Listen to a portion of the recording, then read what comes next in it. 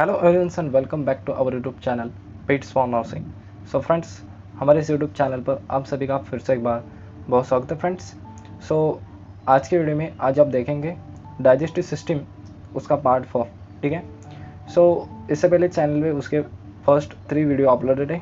सो अगर अभी तक आपने जो पहले 3 वीडियो नहीं देखे होंगे सो प्लीज़ चैनल को विजिट करके या फिर आई बटन को क्लिक करके जो 3 पार्ट्स है प्लीज़ देख लेगा। सो फ्रेंड्स, इस फोर्थ पार्ट में आज आप देखेंगे applied anatomy of the stomach. ठीक है। सो उसमें उसके 3 डिसीज कंडीशन देखेंगे। उसमें पेप्टिक अल्सर, गैस्ट्राइटिस और जीआरडी या फिर जो उसका शॉर्ट फॉर्म है जीईआरडी, गैस्ट्रोइसोफेजियल रिफ्लेक्स डिसीज। ठीक है। सो जो फोर्थ पार्ट में हम जो एप्लाइड एनाटॉमी है स्टमक की क्लियर करेंगे। सो इससे पहले थर्ड पार्ट तक और स्टमक तक उसका स्ट्रक्चर एनाटॉमी, ठीक है, सो कंप्लीट था। सो ये पार्ट में एप्लाइड एनाटॉमी देखेंगे। सो उसमें जो अप्लाइड पार्ट है मतलब उसमें डिसीज कंडीशन होगा, इटियोलॉजी होगा। ठीक है। सो सभी पार्ट किस में आता है? सो अप्लाइड पार्ट में आता है। सो यहाँ पर स्टमक का अप्लाइड एनाटॉमी देखेंगे।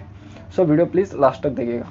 So friends, first of all the applied anatomy of the stomach in with the peptic ulcer. ठीक है।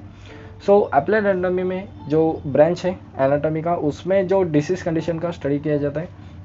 सो उसमें से स्टमक का अप्लाइड पार्ट देखेंगे। सो उसमें पेप्टिक अल्सर या फिर गैस्ट्रिक अल्सर क्या होता है सो देखेंगे। The breakdown in the continuity of mucosa of stomach, so it is called as gastric ulcer. ठीक है। सो गैस्ट्रिक अल्सर या फिर पेप्टिक अल्सर क्या रहता है? जो म्यूकोजा लेयर है, inner part, inner layer of the GIT all, this is the mucosa layer, जो इनर लेयर रहता है। सो उसमें ब्रेकडाउन होना, सो उसके कारण क्या होता है? पेप्टिक अल्सर या फिर गैस्ट्रिक अल्सर कॉज होता है। अल्सरेशन मतलब क्या? वहाँ पर छाले पड़ना। सो गैस्ट्रिक अल्सर मतलब क्या? स्टमक के इनर पार्ट या फिर म्यूकोजा में छाले पड़ना या फिर उसका ब्रेकडाउन होना, उसका गैस्ट्रिक या फिर पेप्टिक अल्सर ऐसे कहते हैं। उसके कॉजेस क्या है देखेंगे। सो स्टेप वाइज देखेंगे। देन उसका साइन एंड सिम्टम्स, उसके लिए डायग्नोसिस क्या करेंगे और उसका मैनेजमेंट मेडिकली या फिर सर्जिकली कैसे करेंगे। सो स्टेप वाइज देखेंगे। सो सबसे पहले कॉजेस, उसका कॉज क्या है? फर्स्ट ऑफ ऑल जो फर्स्ट बैक्टीरिया है हेलिकोबैक्टर पाइलोरी, जो फर्स्ट बैक्टीरिया, सो उसके कारण कॉज हो सकता है। देन NSAIDs मतलब जो non steroid anti inflammatory drugs जो लेते उसमें NSAIDs मतलब जो इन्फ्लामेशन या फिर पेन को रिलीफ करने के लिए एंटी इन्फ्लामेटरी ड्रग्स लेते हैं। सो ज़्यादा यूज़ में होने के कारण उसका कॉज अल्सरेशन हो सकता है। Then excessive use of gastric irritants. ठीक है। सो ज़्यादा जो ज्वलनतक या फिर जो उत्तेजक ऐसे जो ड्रग्स रहते हैं सो उसमें स्टमक में उसका ज़्यादा यूज़ होने के कारण जो पेप्टिक अल्सर कॉज हो सकता है। ठीक है। देन उसके बाद साइन एंड सिम्टम्स देखेंगे फ्रेंड्स। अभी अल्सरेशन कॉज होने के बाद, पेप्टिक अल्सरेशन होने के बाद उसका सिम्टम्स क्या दिखते हैं किसी भी इंडिविजुअल में? उसमें first of all pain within 30 minute of meal, जो भी खाने के बाद 30 मिनट में जो इंस्टेंट पेन चालू होता है उसका जो पेन रहता है पेप्टिक अल्सर का रहता है। Then indigestion. ठीक है। सो उसमें इंडाइजेशन होता है। ठीक है। देन मतलब उसमें खाना नहीं पचता। देन उसके बाद वेट लॉस। ठीक है, अनदर साइन। देन अभी देखते हैं फ्रेंड्स डायग्नोसिस। अभी उसका डायग्नोस कैसे करते हैं? सो जो कन्फर्मेटिव डायग्नोसिस टेस्ट है this is nothing but the endoscopy. अभी एंडोस्कोपी क्या होता है? जो जीआईटी हॉल में कुछ भी बिगाड़ होने के कारण जो वहाँ पर एक अच्छा इंस्ट्रूमेंट यूज़ करके उसमें जो एंडोस्कोप यूज़ करते हैं माउथ से वहाँ पर इंसर्ट करके जो इसोफेगस से होके स्टमक तक जो एंडोस्कोप डाला जाता है। सो उसके कारण कुछ भी वहाँ पर बिगाड़ है अच्छी तरीके से स्क्रीन पे पता चलता है। So this is the confirmatory diagnostic test, this is endoscopy. Then उसका मैनेजमेंट करते हैं, कैसे करेंगे आप? मेडिकली प्रोटॉन पंप इनहिबिटर देना बिफोर 30 मिनट ऑफ मील। कुछ भी खाने से पहले जो PPI उसमें स्मॉल में कहते हैं, जो इनहिबिटर रहते हैं लाइक एंजाइम इनहिबिटर का काम करते हैं, उनको प्रोटीन पंप इनहिबिटर कहते हैं। जैसे पोटेशियम है, ठीक है, सो उसका जो पोटेशियम पंप इनहिबिटर है, so as like this is the enzyme inhibitor. 30 minute पहले कुछ भी खाने से पहले देना है। और एंटीबायोटिक्स भी वहाँ पर पेप्टिक अल्सर को दे सकते हैं। So there are 2 medically management of peptic ulcer. Medically manage करने के बाद भी जो पेप्टिक अल्सर अगर क्योर नहीं होता सो उसके लिए सर्जिकल मैनेजमेंट करना बहुत इंपॉर्टेंट है। सर्जिकल मैनेजमेंट में क्या करेंगे, गैस्ट्रिक्टोमी, मतलब जो स्टमक का रिमूव करना, उसका पार्ट रिमूव करना या फिर पूरा स्टमक रिमूव करना, ठीक है। सो on the basis of there are two type of gastrectomy, so subtotal gastrectomy and the total gastrectomy।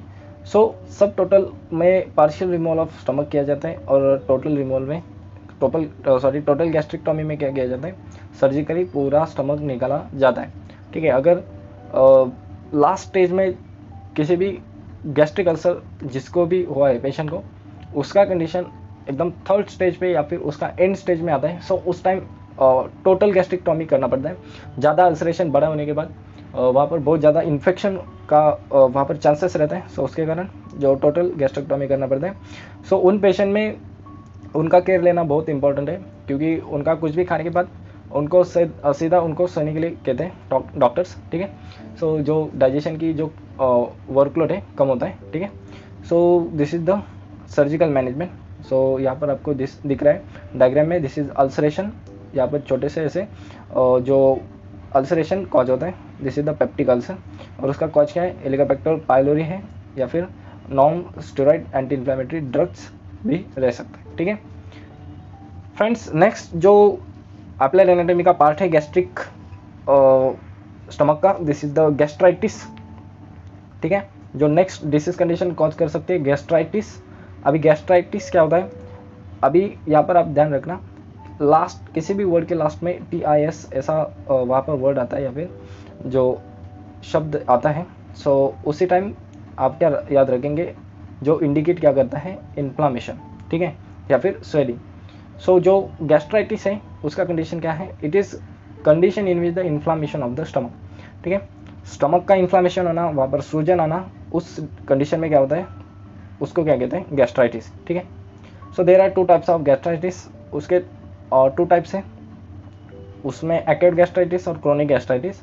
अभी acute gastritis less than 6 month से होता है, और मतलब एक्यूट वर्ड मेडिकल लैंग्वेज में 6 मंथ से कम किसी भी डिसीज कंडीशन का ड्यूरेशन रहता है, उसको 6 मंथ से कम वहाँ पर नापते हैं, और 6 मंथ से ज़्यादा रहता है, सो उसको क्रोनिक में कंडीशन कंसिडर करते हैं। सो एक्यूट गैस्ट्राइटिस में सडनली ऑनसेट रहता है और लेस सीवियर रहता है, लेकिन क्रोनिक गैस्ट्राइटिस ज़्यादा गंभीर है as compare to the acute gastritis, ठीक है। क्रोनिक रहता है मतलब ज़्यादा लंबे अरसे तक रहता है, ठीक है, और ज़्यादा सीवियर रहता है, ठीक है, उसकी सीवियरिटी ज़्यादा रहती है as compare to the acute gastritis. उसके का जो कॉजेस हैं, उसके कॉजेस एज लाइक जो पेप्टिक अल्सर में रहते हैं, गैस्ट्रिक इरिटेंस है और H. पाइलोरी, जो दो कॉज थे एज लाइक उसके भी कॉज है। साइन एंड सिम्टम्स, उसमें भी इंडाइजेशन होगा, एनोरेक्सिया होगा, देन वोमिटिंग होगा, देन मेटाबॉलिक अल्कलोसिस और पर्निशियस एनीमिया, ठीक है। सो गैस्ट्राइटिस के बहुत ज़्यादा उसके साइन सिम्टम्स है। सो उसमें से इंडाइजेशन होना, ठीक है, जो भी खाया है पचा है नहीं पचता, देन एनोरेक्सिया मतलब खाने का मूड ही नहीं होना, देन वोमिटिंग, जो भी खाने के बाद उसका अच्छी तरीके से प्रॉपर डाइजेशन न होने के बाद उसका वोमिटिंग होना या फिर वोमिट होना। मेटाबॉलिक अल्कलोसिस मतलब जो बॉडी का pH रहता है उसका 7.45 से ऊपर जाता है, मतलब जो pH है बढ़ता है, उसकी अल्कोलिसिस होता है, ठीक है, मेटाबॉलिक अल्कोलिसिस। देन पर्निशियस एनीमिया, जो एनीमिया का एक टाइप है, RBC का काउंट कम होता है, और जो विटामिन B12 है उसको साइनोकोबालामिन भी कहते हैं, उसका एब्जॉर्प्शन कम होने के कारण पर्निशियस एनीमिया कॉज करता है। अभी उसके लिए भी एंडोस्कोपी है, डायग्नोसिस टेस्ट क्या है, एंडोस्कोपी है, और मेडिकल मैनेजमेंट में भी प्रोटॉन पंप इनहिबिटर यूज़ करने, एंटीबायोटिक्स और सम एंटी एसिड्स यूज़ करने, ठीक है, टू प्रिवेंट द गैस्ट्राइटिस, ठीक है। सो यहाँ पर फ्रेंड्स जो नेक्स्ट डिसीज कंडीशन बचती है GERD, ठीक है। अब तक हमने जो फर्स्ट पेप्टिक अल्सर देखा था, देन उसके बाद अभी गैस्ट्राइटिस देखा है, और लास्ट जो डिसीज कंडीशन है जो स्टमक की, this is the GERD, short form में उसको GERD कहते हैं, गैस्ट्रोइसोफेजियल रिफ्लेक्स डिसीज। मतलब उसमें क्या होता है, जो स्टमक का कंटेंट है बैकफ्लो मारता है, जो उसका कार्डियक स्फिंक्टर यहाँ पर डैमेज होने के कारण बैकफ्लो होता है। सो देखेंगे, this is the backflow of stomach content from the stomach to mouth due to cardiac sphincter damage. यहाँ पर एक फ्रेंड्स जो इसोफेगस का एंड रहता है,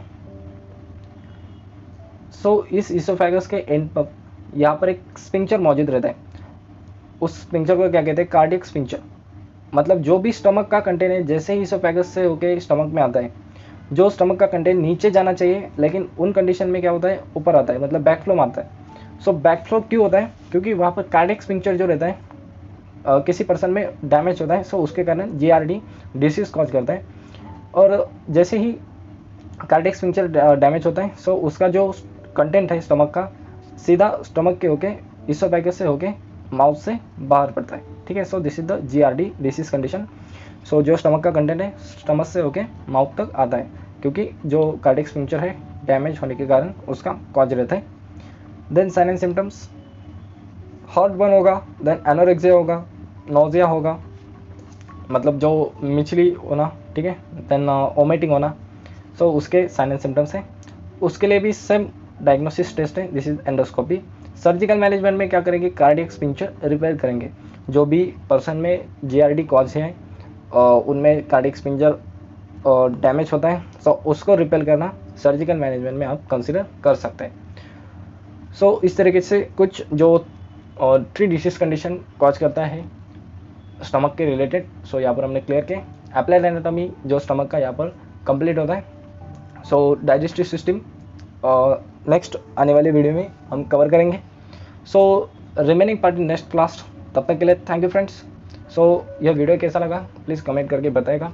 अगर वीडियो पसंद आए तो वीडियो को लाइक कीजिए, शेयर कीजिए। अगर चैनल को फर्स्ट बार विजिट कर रहे हैं सो प्लीज़ चैनल को सब्सक्राइब कीजिए। सो मिलते हैं नेक्स्ट वीडियो में, तब तक के लिए take care, wish all the best, thank you friends.